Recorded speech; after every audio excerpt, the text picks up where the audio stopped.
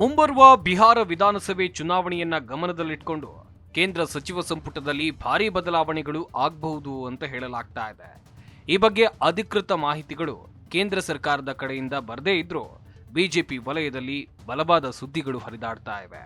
ಕೆಲವೊಂದು ವಿದ್ಯಮಾನಗಳಿಂದ ಕೇಂದ್ರದಲ್ಲಿ ಸಂಪುಟ ವಿಸ್ತರಣೆ ಅನಿವಾರ್ಯತೆ ಪ್ರಧಾನಿ ನರೇಂದ್ರ ಮೋದಿ ಅವರಿಗೆ ಎದುರಾಗಿದೆ. 3ನೇ ಟರ್ಮ್ನಲ್ಲಿ ಅಧಿಕಾರಕ್ಕೆ ಬಂದು ಸುಮಾರು 15 ತಿಂಗಳಾಗ್ತಾ ಇದೆ. ಕೆಲವೊಂದು ಸಚಿವಾಲಯದ ಕೆಲಸಗಳಿಗೆ ವೇಗವನ್ನ ನೀಡಬೇಕಾಗಿರೋದ್ರಿಂದ ಬದಲಾವಣೆ ಆಗಬಹುದು.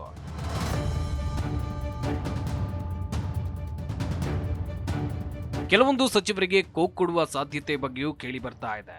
ಇನ್ನೊಂದು ಕಡೆ ಸಚಿವರು ಪ್ರತಿನಿಧಿಸುವ ರಾಜ್ಯಗಳಲ್ಲಿ ಪಕ್ಷ ಸಂಘಟನೆಗೆ ಅವರ ಅವಶ್ಯಕತೆ ಇದ್ದಲ್ಲಿ ಅಂತಹ ಸಚಿವರನ್ನ ಪಾರ್ಟಿ ಕೆಲಸಕ್ಕಾಗಿ ಬಳಸಿಕೊಳ್ಳೋಕೆ ಅವರನ್ನ ಸಚಿವ ಸ್ಥಾನದಿಂದ ಮುಕ್ತಿಗೊಳಿಸುವ ಸಾಧ್ಯತೆ ಇದೆ.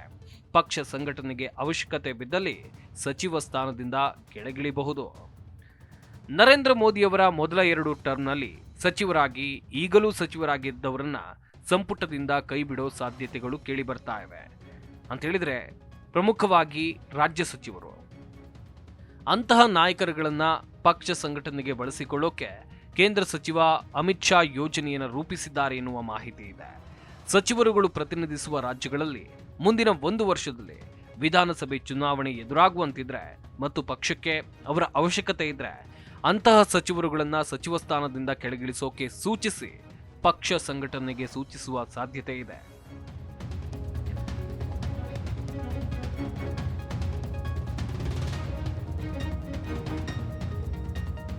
ಕೈ ಬಿಡುವ ಸಚಿವರುಗಳಿಗೆ ಪಕ್ಷ ಸಂಘಟನೆಯ ಜವಾಬ್ದಾರಿ. ಇನ್ನೊಂದು ಕಡೆ ಹಲವು ಸಚಿವರ ಕಾರ್ಯವೈಖರಿ ಬಗ್ಗೆ ಪ್ರಧಾನಿ ನರೇಂದ್ರ ಮೋದಿ ತೃಪ್ತಿಯನ್ನ ಹೊಂದಿಲ್ಲ ಅಂತ ಹೇಳಲಾಗ್ತಾ ಇದೆ. ಅಧಿಕಾರಕ್ಕೆ ಬಂದು 15 ತಿಂಗಳಾದರೂ ಸಚಿವಾಲಯದ ಕೆಲಸಗಳಿಗೆ ವೇಗವನ್ನ ನೀಡದೇ ಇರುವಂತಹ ಮಂತ್ರಿಗಳನ್ನ ಸಚಿವ ಸ್ಥಾನದಿಂದ ವಜಾ ಮಾಡುವ ಬಗ್ಗೆ ಮಾತುಗಳು ಕೇಳಿ ಬರ್ತಾ ಇವೆ. ಇಂತಹ ನಾಯಕರುಗಳಿಂದ ಯಾವುದೇ ಗೊಂದಲವಾಗದೆ ಇರೋಕೆ ಪಕ್ಷದಲ್ಲಿ ಹೆಚ್ಚಿನ ಜವಾಬ್ದಾರಿಯನ್ನು ನೀಡುವ ಮೂಲಕ ಅವರಿಂದ ಎದುರಾಗಬಹುದಾದ ಅಸಮಾಧಾನವನ್ನು ತಣಿಸೋಕೆ ಈ ಪ್ಲಾನ್ ಅನ್ನ ಹಾಕಿಕೊಳ್ಳಲಾಗಿದೆ.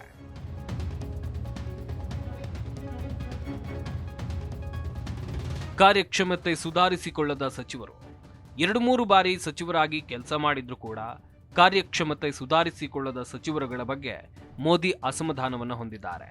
ಅಂಥವರನ್ನ ಕೈಬಿಟ್ಟು ಹೊಸಬರಿಗೆ ಅವಕಾಶ ನೀಡುವ ಸಾಧ್ಯತೆ ಬಗ್ಗೆ ಸುದ್ದಿಗಳು ಹರಿದಾಡ್ತಾ ಇವೆ. ಕೆಲವೊಂದು ಖಾತೆಗಳನ್ನ ಹೆಚ್ಚುವರಿಯಾಗಿ ನಿಭಾಯಿಸ್ತಾ ಇರೋ ಸಚಿವರುಗಳಿಗೆ ಆ ಒತ್ತಡವನ್ನ ಕಮ್ಮಿ ಮಾಡಿ ಮೂಲ ಖಾತೆಯನ್ನ ಇನ್ನಷ್ಟು ಕಾರ್ಯಕ್ಷಮತೆಯಿಂದ ನಡೆಸಿಕೊಂಡು ಹೋಗುವ ಬಗ್ಗೆ ಸುದ್ದಿಗಳು ಹರಿದಾಡ್ತಾ ಇವೆ.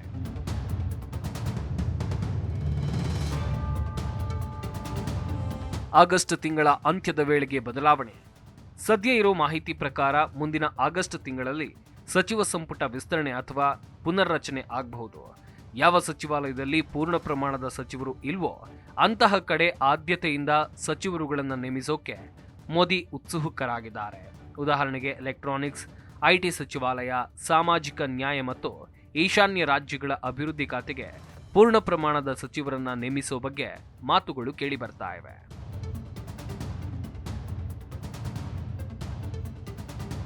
ಕೇಂದ್ರ ಹಣಕಾಸು ಮತ್ತು ವಿದೇಶಾಂಗ ಇಲಾಖೆಯಲ್ಲಿ ಬದಲಾವಣೆ. ಮೂಲಗಳ ಪ್ರಕಾರ ಕೇಂದ್ರ ಹಣಕಾಸು ಮತ್ತು ವಿದೇಶಾಂಗ ಇಲಾಖೆಯಲ್ಲಿ ಬದಲಾವಣೆ ಆಗೋ ಸಾಧ್ಯತೆ ಇದೆ. ಈ ಸಚಿವಾಲಯದ ರಾಜ್ಯ ಸಚಿವರ ಬದಲಾವಣೆ ಆಗಬಹುದು. ಈ 2 ಖಾತೆಯಲ್ಲಿ ಕ್ಯಾಬಿನೆಟ್ ಮಟ್ಟದಲ್ಲಿ ಬದಲಾವಣೆ ಸಾಧ್ಯತೆ ಕಮ್ಮಿ. ಪ್ರಧಾನಿ ನರೇಂದ್ರ ಮೋದಿಯವರು ಎಲ್ಲಾ ಕೆಲಸದ ಮೇಲೆ ನಿಗಾ ಇಟ್ಟಿರ್ತಾರೆ. ಸಣ್ಣ ತಪ್ಪಾದ್ರೂ ಅವರು ಅದನ್ನ ಸಹಿಸೋದಿಲ್ಲ ಅಂತ ಅಧಿಕಾರಿಯೊಬ್ರು ಹೇಳಿದ್ದಾರೆ. ಅದೇ ರೀತಿ ಕೆಲವರ ಕೆಲಸಕ್ಕೆ ಸಚಿವ ಸಂಪುಟ ಸಭೆಯಲ್ಲಿ ಶಬಾಸ್ಗಿರಿಯನ್ನ ನೀಡ್ತಾರೆ ಅಂತ ಹೇಳಲಾಗಿದೆ.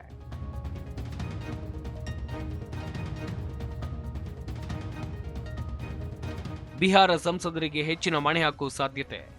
ಬಿಹಾರ ವಿಧಾನಸಭೆ ಚುನಾವಣೆ ಎದುರಾಗಿದೆ. ಈ ರಾಜ್ಯದಲ್ಲಿ ಬಿಜೆಪಿ ಮೈತ್ರಿಕೂಟದ ಸರ್ಕಾರವಿದೆ. ಈ ಸರ್ಕಾರವನ್ನ ಉಳಿಸಿಕೊಳ್ಳೋ ಕೆಲಸ ಆಗಬೇಕಿದೆ. ಒಂದು ಕಡೆ ಬಿಹಾರಕ್ಕೆ ಭರಪೂರ ಕೊಡುಗೆಗಳನ್ನ ಕೇಂದ್ರ ಸರ್ಕಾರ ನೀಡ್ತಾ ಇದೆ. ಇನ್ನೊಂದು ಕಡೆ ಬಿಹಾರದಿಂದ ಆಯ್ಕೆಯಾಗಿ ಬಂದಿರೋ ಸಂಸದರನ್ನ ಕೇಂದ್ರ ಸಚಿವ ಸಂಪುಟಕ್ಕೆ ಸೇರಿಸಿಕೊಳ್ಳುವ ಬಗ್ಗೆ ಮಾತುಗಳು ಕೇಳಿ ಬರ್ತಾ ಇವೆ. ಆ ಮೂಲಕ ರಾಜ್ಯಕ್ಕೆ ಹೆಚ್ಚಿನ ಪ್ರಾತಿನಿಧ್ಯ ನೀಡುವುದು ಚುನಾವಣಾ ತಂತ್ರಗಾರಿಕೆಯ ಭಾಗ ಅಂತ ವಿಶ್ಲೇಷಣೆ ಮಾಡಲಾಗ್ತಾ ಇದೆ.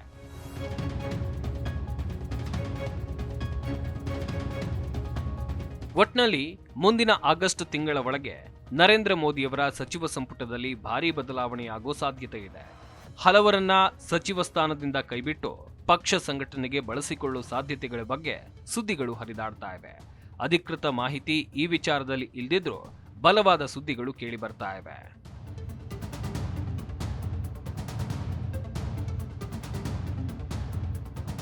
ಮೋದಿ ಕ್ಯಾಬಿನೆಟ್ನಿಂದ ಕೆಲವರು ಔಟ್ ಆಗಬಹುದು, ಹಲವರು ಇನ್ ಆಗಬಹುದು.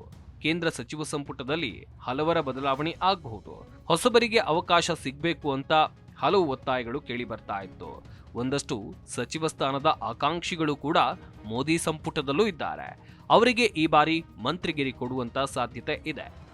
ಉತ್ತಮ ಸಾಧನೆಯನ್ನ ತೋರದ ಸಚಿವರನ್ನ ಡ್ರಾಪ್ ಮಾಡಲಾಗುತ್ತೆ. ಪಕ್ಷ ಸಂಘಟನೆಗೆ ಅವರನ್ನ ಬಳಕೆ ಮಾಡಿಕೊಳ್ಳಲಾಗುತ್ತೆ. ಕೆಲವೊಂದಿಷ್ಟು ಕೇಂದ್ರ ಸಚಿವರು ಉತ್ತಮವಾಗಿ ಕೆಲಸವನ್ನ ಮಾಡ್ತಾ ಇಲ್ಲ. ಅವರ ಖಾತೆಯನ್ನ ಸರಿಯಾಗಿ ಅವರು ನಿರ್ವಹಿಸ್ತಾ ಇಲ್ಲ. ದೇಶದ ಅಭಿವೃದ್ಧಿ ಯೋಜನೆಗಳ ಬಗ್ಗೆ ಅವರು ಚಿಂತೆಯನ್ನ ನಡೆಸ್ತಾ ಇಲ್ಲ ಎನ್ನುವಂತ ಬಲವಾದ ಆರೋಪಗಳು ಕೇಳಿ ಬರ್ತಾ ಇವೆ.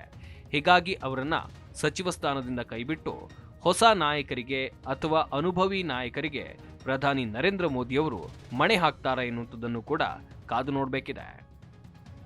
ಇನ್ನುಳಿದಂತೆ ಯಾವ ರಾಜ್ಯಗಳಲ್ಲಿ ಚುನಾವಣೆ ಬರುತ್ತೆ, ಹಾಗೆಯೇ ಬಿಹಾರ ಎಲೆಕ್ಷನ್ ಅನ್ನ ಪರಿಗಣನೆಯಲ್ಲಿ ಇಟ್ಟುಕೊಂಡು ಈ ಬಾರಿಯೂ ಕೂಡ ಬಿಹಾರದಲ್ಲಿ ಗದ್ದುಗೆ ಏರುವ ರಣತಂತ್ರದೊಂದಿಗೆ ಸಚಿವ ಸಂಪುಟವನ್ನ ವಿಸ್ತರಣೆ ಮಾಡಲಾಗುತ್ತೆ ಎನ್ನಲಾಗ್ತಾ ಇದೆ. ಕೇಂದ್ರ ಸರ್ಕಾರದ ನಿರ್ಧಾರದತ್ತ ದೇಶದ ಚಂದ್ರ ಚಿತ್ತ ನೆಟ್ಟಿದೆ. ಯಾವ ಸಚಿವರು ಖಾತೆಯನ್ನ ಕಳೆದುಕೊಳ್ತಾರೆ, ಯಾವ ಸಚಿವರು ಖಾತೆಯನ್ನ ಹೊಸದಾಗಿ ಪಡೆದುಕೊಳ್ತಾರೆ, ಕಾದು ನೋಡಬೇಕಿದೆ.